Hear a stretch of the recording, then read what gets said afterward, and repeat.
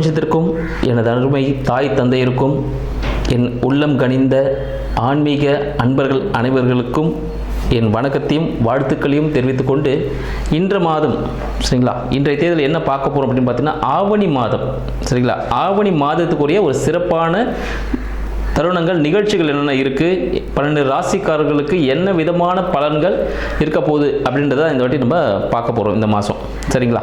இதில் 12 ராசிக்காரர்களுக்கும் ரொம்ப சிறப்பான ஒரு அமைப்பு இருக்குமா அப்படின்னு கேட்டிங்கன்னா கண்டிப்பாக இருக்கும்.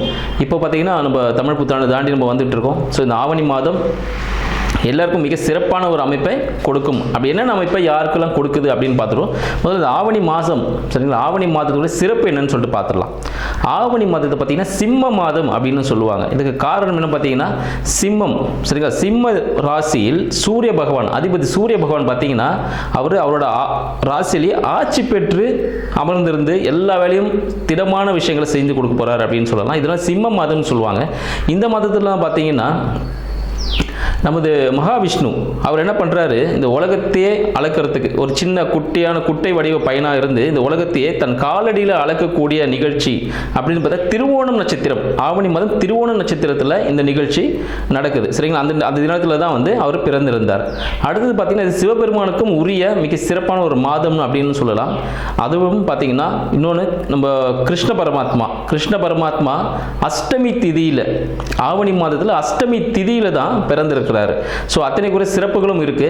சரி, இவங்களுக்குலாம் இருக்கு. அப்போ விநாயகர் விட்டுருவோமா? நம்ம விநாயகருக்கு சங்கடா சதுர்த்தி, மகா சங்கடா சதுர்த்தி இந்த வருடத்தில் கடந்த ஒரு வருடமா சதுர்த்தி விரதத்தை நம்மளால கடைபிடிக்க முடியலை அப்படின்னு சில நாள் இருப்பாங்க, தொடர்ந்து பண்ணிட்டு இருப்பாங்க. சில டைம் பண்ண முடியாமல் போயிருக்கும்.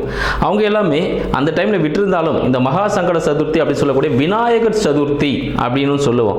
அது பார்த்தீங்கன்னா ஆவணி மாதம் நம்மளுக்கு வரப்போகுது சரிங்களா.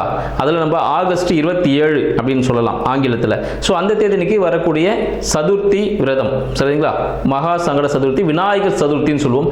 ஸோ விநாயகர் முழு முதற் கடவுள் விநாயகரை வழிபட்டு நம்ம செய்யக்கூடிய அனைத்து செயல்களும் சிறப்பாக இருக்கும் அப்படின்றது நம் முன்னோர்கள் நம்மளுக்கு கொடுத்த ஒரு அருள்வாக்கு அப்படின்னு சொல்லலாம். இத்தனை மிக்க சிறப்பான ஆவணி மாதம் நமக்கு 12 ராசிக்காரர்களுக்கும் எந்த விதமான பலன்களை கொடுக்க போகிறது அப்படின்ற விஷயத்தை நம்ம தனித்தனியாக பார்த்துருவோம். இதில் யாருக்கெல்லாம் சிறப்பாக இருக்குது, என்னென்ன முன்னெச்சரிக்கை நடவடிக்கைகள் யாரெல்லாம் எடுத்துக்கணும், யாருக்கெல்லாம் தனவரவுகள் அதிகமாக இருக்குது அப்படின்ற விஷயத்தையும் நம்ம தெளிவாக பார்க்க போகிறோம். மகர ராசி அன்பர்களுக்கு அடியேனின் வணக்கம். மகர ராசி அன்பர்களுக்கு இந்த சிம்ம மாதமாகிய ஆவணி மாதம் எத்தகைய பலன்களை தரப்போகிறது அப்படின்றத இன்னைக்கு நம்ம பார்க்கலாம் சரிங்களா. மகர ராசி மிகவும் சாந்தமான ராசி அப்படின்னு சொல்லலாம். இவங்க எதையும் விட்டு கொடுக்கக்கூடிய மனப்பான்மை உடையவர்கள் இந்த மகர ராசி அப்படின்னு சொல்லலாம். பல திறமைகளுக்கு அதிபதியும் இவர்களே சரிங்களா. எதுவாக இருந்தாலும் பார்த்தீங்கன்னா இவங்களுக்கு வேணும்னா சில விஷயத்தை செய்வாங்க, வேண்டானா அவங்கள உடனே கட் பண்ணிடுவாங்க. இந்த விஷயங்கள்லாம் இதில் ரொம்ப உன்னிப்பாக எதுவும் தேவையில்லாமல் சில நட்புகளை இவங்க களைய மாட்டாங்க. எதாக இருந்தாலும் பொறுமையாக வெயிட் பண்ணி பார்த்து கடைசி நேரம் வரைக்கும் இருந்துட்டு அதுக்கப்புறமா தான் வேண்டாம் அப்படின்னு முடிவெடுக்கக்கூடிய ஒரு பொறுமைசாலி யாருன்னு பார்த்தீங்கன்னா இந்த மகர ராசி அன்பர்கள் சொல்லலாம். இந்த மகர ராசி அன்பர்களுக்கு இந்த ஆவணி மாதமாகி சிம்ம மாதம் எப்படி இருக்க போகிறது அப்படின்றத பார்ப்போம். இந்த மகர ராசி அன்பர்கள் இப்போ ஒரு புதிய முயற்சியில் ஈடுபடக்கூடிய தருணமாக இந்த ஆவணி மாதம் விளங்குகிறது சரிங்களா.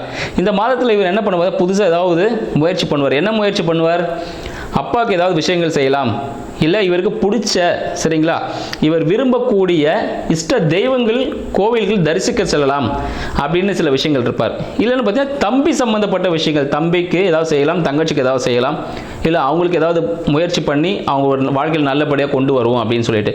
அப்படி இல்லை கம்யூனிகேஷன் துறையில் சரிங்களா, கம்யூனிகேஷனில் ஏதாவது ஒரு சாதனை செய்வோம்னு சொல்லிட்டு அந்த விதமான ஒரு முயற்சியில் இருக்கக்கூடிய ஒரு காலகட்டமாக இந்த ஆவணி மாதம் அமைய போகுதுன்னு சொல்லலாம். சரி, இவருக்கு படிப்பு எப்படி இருக்கும், குடும்ப சூழ்நிலை எப்படி இருக்கும் அப்படின்னு பார்த்தீங்கன்னா படிப்பு மிக ஒரு மந்தமான நிலையை கொடுக்கும்னு சொல்லலாம். அந்த அளவுக்கு ரொம்ப மந்தமாக இருக்காது, ஓரளவுக்கு ஆவரேஜ் ஸ்டூடெண்ட்டாக இருப்பாங்க. ஆனால் ஆவணி மாதம் அவங்களை எதுவும் போயிட்டு நம்ம தொல்லை பண்ண வேண்டாம், நார்மலாக பிக்கப் ஆகிடுவாங்க, ஒன்றும் பிரச்சனைகள் இல்லை சரிங்களா. அடுத்து பார்த்தீங்கன்னா வருமானம் எப்படி இருக்கும் அப்படின்னு சொல்லிட்டு பார்த்தீங்கன்னா வருமானம் நன்றாக வரக்கூடிய ஒரு காலகட்டம் அப்படின்னு சொல்லலாம். சரி, வக்ர நிலையில் இருக்காரு. ஸோ சனீஸ்வர பகவான் திரும்பி வக்ர நிவர்த்தி ஆகும்போது பணம் நல்ல முறையில் நல்ல இன்கம் உங்களுக்கு வரும்னு தெளிவாக நம்ம சொல்லிக்கலாம். அடுத்து இவங்களுக்கு வீடு வண்டி வாகனம் சார்ந்த விஷயங்கள் எப்படி இருப்பதா மிக அனுகூலமான ஒரு நிலையை கொடுக்கும்.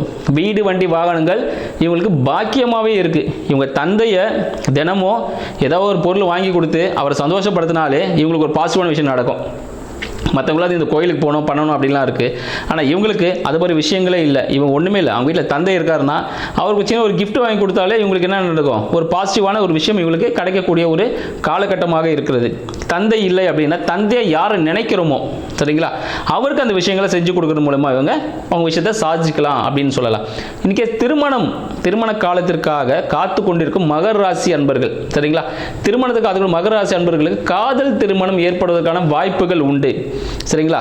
காதலிக்க பெண்கள் முன் வருவார்கள், ஆண்களும் முன் வருவார்கள். யாராவது ஒருத்தர் வந்து ப்ரப்போஸ் பண்ணக்கூடிய காலகட்டமாக இந்த மகர ராசி அன்பர்களுக்கு இந்த சிம்ம மாதம் விளங்குகிறது. நிறைய லவ் ப்ரப்போசல்ஸ் வரதுக்கான வாய்ப்புகள் உண்டு. காதல் திருமணங்கள் அதிகமாக நடக்கக்கூடிய ஒரு தருணமாக இந்த ஆவணி மாதம் திகழ்கிறது மகர ராசி அன்பர்களுக்கு. அதனால் பார்த்தீங்கன்னா உங்களுக்கு விருப்பம் இருந்துச்சுன்னா கல்யாணத்துக்கு வெயிட் பண்ணிருக்கவங்க கல்யாணம் பண்ணிக்கோங்க. ஒரு நல்ல விஷயமே நல்லபடியாகவே திருமணம் நடக்கும் அப்படின்னு சொல்லிக்கலாம். இல்லை நீங்கள் ஒரு பிஸ்னஸ் பண்ண போகிறீங்க, நீங்கள் கூட்டு ஜாயின் பண்ணி ஒரு ஃப்ரெண்ட்ஸ் கூடவே யாருக்கிட்டயோ ஃபேமிலியோடு சேர்ந்து நீங்கள் ஒரு ஜாயின்ட் பிஸ்னஸ் பண்ண போகிறீங்க அப்படின்னு பார்த்தீங்கன்னா அதுவும் உங்களுக்கு லாபகரமானதாகவே இருக்கும். நீங்கள் என்ன சொல்கிறீங்களோ அதுதான் அவங்க கேட்டு செய்வாங்க. ஸோ அந்தளவுக்கு ஒரு பாசிட்டிவான விஷயமும் அது வந்து நடக்கக்கூடிய ஒரு விஷயமாக இந்த மகர ராசிக்கு இந்த ஆவணி மாதம் அமைய போகுதுன்னு சொல்லலாம். தாயின் உடல்நிலை எப்படி இருக்குன்னு பார்த்தீங்கன்னா தாயின் உடல்நிலை சீராகும். இன்கேஸ் மகர ராசி அன்பருக்கு இதுக்கு முன்னாடி பார்த்தீங்கன்னா அவங்க அம்மாவுக்கு சரியாக உடல் உபாதைகள் இருந்திருக்கும். அதெல்லாம் பார்த்தீங்கன்னா இப்போ சரியாகக்கூடிய ஒரு காலகட்டமாக இருக்குது. மருத்துவ உதவியுடன் சரியாகக்கூடிய ஒரு காலகட்டம் அப்படின்னு சொல்லலாம். தந்தைக்கு எப்படி இருக்கும் பார்த்தீங்கன்னா தந்தைக்கும் மகராசி அன்பர்களுக்கும் சிறிய முரண்பாடுகள் ஏற்படுவதற்கான சிறிய வாய்ப்புகள் உண்டு சரிங்களா. தந்தை கூட பார்த்தீங்கன்னா சின்ன சின்ன சண்டைகள் வரதுக்கான வாய்ப்பாடுகள் உண்டு. அதனால் பார்த்தீங்கன்னா அந்த விஷயங்களை கொஞ்சம் பார்த்து நீங்கள் பக்குவமாக கையாளுனா வீட்டில் ஒரு சுபமான நிலை. ஏன்னா சொன்னேன் தந்தைக்கு சில விஷயங்கள் நல்லது செஞ்சு கொடுக்கும்போது உங்களுக்கு என்ன நடக்கும், ஒரு ப்ளஸ் நடக்க போகுதுன்னு சொல்லியிருக்கேன். அப்போ என்ன பண்ணோம், அப்போ சின்ன அவர் மனசு கஷ்டப்படாத அளவுக்கு நீங்கள் அந்த விஷயங்களை செய்யும் பொழுது அவர் சந்தோஷம் அடைஞ்சார்னா உங்களுக்கு என்ன நடக்கும், ஒரு பாசிட்டிவான விஷயம் நடக்கும் அப்படின்னு சொல்லலாம். சரிங்க, வேலை எப்படி இருக்கும் அப்படின்னு நீங்கள் கேட்குறீங்க.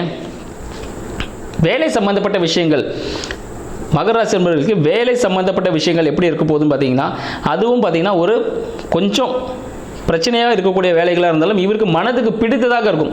இப்போ ஒரு போலீஸ்காரராக இருக்கார் வச்சுக்கோங்களேன், அவர் பிரச்சனை டெய்லியும் சந்திக்கக்கூடிய ஒரு ஜாப் தான் செய்ய போகிறாரு. ஒரு கலெக்டராக இருந்தாலும் டெய்லியும் பிரச்சனைகளை சந்திக்கக்கூடிய, ஒரு அரசியல்வாதியாக இருந்தாலும் தினமும் பிரச்சனைகளை சந்திக்கக்கூடிய ஒரு பர்சன் தான். ஆனால் அவங்களுக்கு அது பிடிச்ச வேலை அதுதான். அப்போ என்ன பண்ணுவோம், பிடிச்சி ரொம்ப சந்தோஷமாக அந்த வேலையை செய்யக்கூடிய ஒரு காலகட்டமாக இது இருக்குது. ஸோ மனதிற்கு பிடித்த வேலை அமைவதற்கான ஒரு வழியாகவும் இது இருக்கிறது. அப்புறம் பார்த்தீங்கன்னா நெக்ஸ்ட் இவங்களோட ஹியூஜ் இன்வெஸ்ட்மெண்ட்ஸ் எதுவும் இப்போதைக்கு வேண்டாம் அப்படின்னு சொல்லுவோம். ஏன்னா ஹியூஜ் இன்வெஸ்ட்மெண்ட் பண்ணுறதுக்கு ஒரு கடன் வாங்கி தான் ஒரு இன்வெஸ்ட்மெண்ட் பண்ணுற மாதிரி இருக்கும். அதனால் ஹியூஜ் இன்வெஸ்ட்மெண்ட்டை இப்போதைக்கு அவாய்ட் பண்ணுறது நல்லது. வெளிநாடுகள் செல்வதை இந்த காலகட்டத்தில் தவிர்க்கிறது மிகவும் சிறப்பான விஷயங்கள்.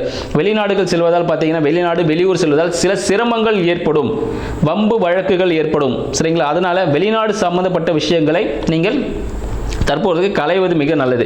இதுக்கு என்னங்க பரிகாரம் அப்படின்னு சொன்னீங்கன்னா தந்தைக்கு நீங்கள் செய்யக்கூடிய பணிவிடைகளை சிறந்த பரிகாரம் சொல்லும். இன்னும் சில விஷயங்களை கீழே இருக்கிற லிங்க் மூலிமா நீங்கள் பார்த்து தெரிஞ்சுக்கோங்க. நன்றி, வணக்கம்.